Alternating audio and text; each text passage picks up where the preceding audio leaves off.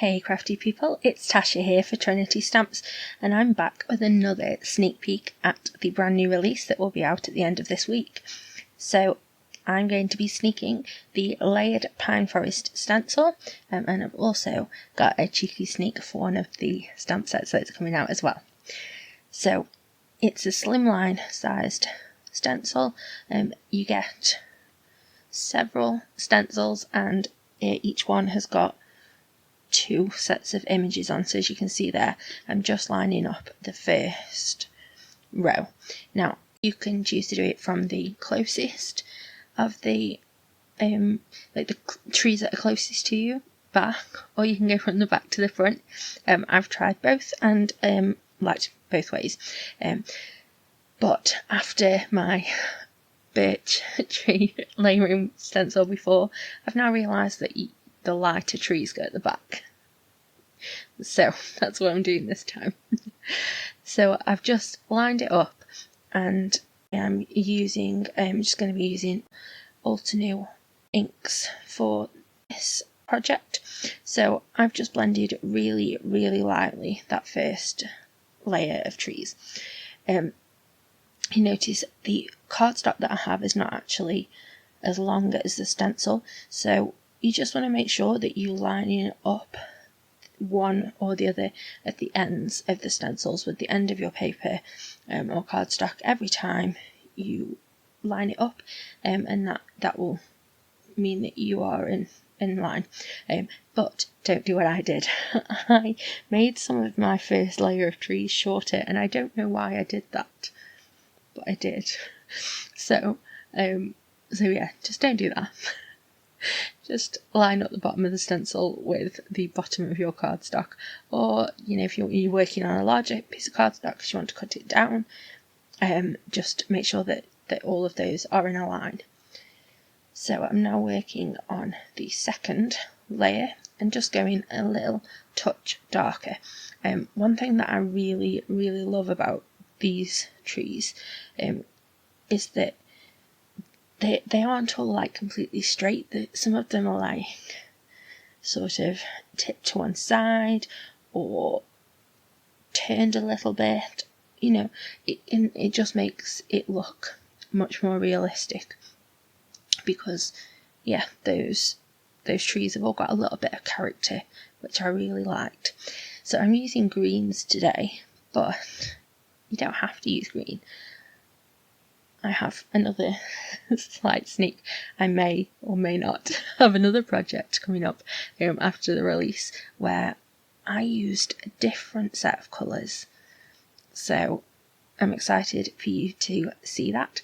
So as you can see here at the other end of the stencil, my cardstock didn't go all the way over that tree, but that's fine. I just blended the partial tree. What I started to do from the third stencil is just add a little bit of darker ink towards the bottom of the trees, just because that gives it a little bit of character. I just liked how that looks. Gives it a bit more dimension and contrast. Not character. Character was the trees. Oh my goodness. So I've now lined up. This is the 4th one. They're really easy to know which ones you line up, like which ones you use in which order, because the stencils clearly say like stencil 1 and 6, stencil 2 and 5, and stencil 3 and 4. And as long as you can read all of the writing, that it's the right way round, then you know that you've got your stencils the right way round. Also, I don't use them in this video, but all of those trees that are cut out, you get all of those masks too. I don't know whether I'm supposed to say that, but I think that's awesome, and I have some really fun ideas of how I'm going to use those as well. This release is really good. I mean, I love holiday cards anyway, so a holiday release is going to be awesome to me, but this one is really awesome. I'm really excited, and I actually think I might get all of my cards done quite quickly this year, she says, just because I'm just so inspired by them. So here again, I'm adding some darker ink to the bottom of those trees, and you can see where all the stencils, they overlap each other. You're going to get different colours as well, where each of those colours are overlapping each other. I just think it gives a really, really, really beautiful look. And obviously there are 6 stencils, but you don't have to use all 6. If you wanted to, you could stop at any point, or you can miss some out from the middle, or it really is whatever you're most comfortable with. So because this last bit now is stencil 6 with stencil 1 on, it has got the tallest trees, so I'm just using a little piece of scrap paper there just to mask off that area just really, really quickly and easily, just so that I don't end up adding the tops of those longest trees that are on the opposite side of the stencil. So here I'm adding a lot more of the ink to get a more concentrated look, and because this is the darkest green that I have, the way that I've added some darker to the bottom is I just grabbed out this like reddy brown colour, and I'm just adding some of that because I know that that is just going to give me a darker tone to that green. You're not going to see that redness, and that works really well. And then look, there's our tree forest finished. I love it. Like, look, the little trees are like wonky and they're all different sizes, and yeah, I just think they're awesome. So I've got the why do I never remember the name of this die? I will have it linked.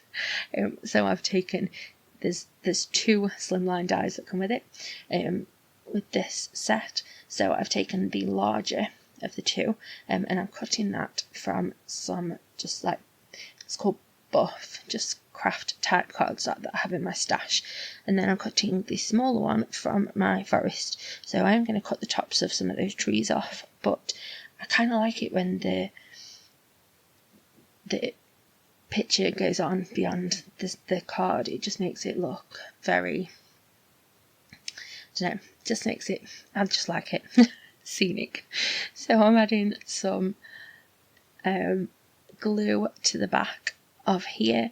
Normally I do like to cut out the centre of my panels, as you know if you watch me regularly, but I want to make sure that this one's nice and sturdy because I know that more than likely this is going to be mailed to one of my friends somewhere on the globe, and so I want to make sure that it's going to get there without getting all crushed. So I've just lined that up, and that just gives you a really nice border around. I've kept this card really, really simple. So here is my sentiment. This I have stamped and die cut. This is part of a new stamp set that will be called Winter Winds, which is awesome. It's just also awesome. So I've just eyeballed that to get that straight. I just popped it on and lift it up so I can look at it head on, and just reposition that a little bit. So I'm adding some like clear but sort of clear sparkle, and they're called melted icicle sequins, just for a little bit of bling, doing my usual with 3 sort of sections of sequins, and yeah, I love how that looks. It's a really simple card, it's quite rustic, and yeah, I really like it, and this could work for any winter holiday or just to send warm wishes to a friend. I hope you like it. Can't wait to see what you guys make of the release. If you like the card and the video, then give me a thumbs up, drop a comment in the box below, let us know what your favourite sneak so far has been, and if you aren't already subscribed to the channel, then we would really love it if you'd consider it. Between our YouTube channel, blog, Facebook, Instagram, everything, we have inspiration pretty much every day. I've got 2 more videos that I thought you might be interested in on the screen now, and I hope that you have a lovely, happy, safe and wonderful week. Stay crafty. Bye!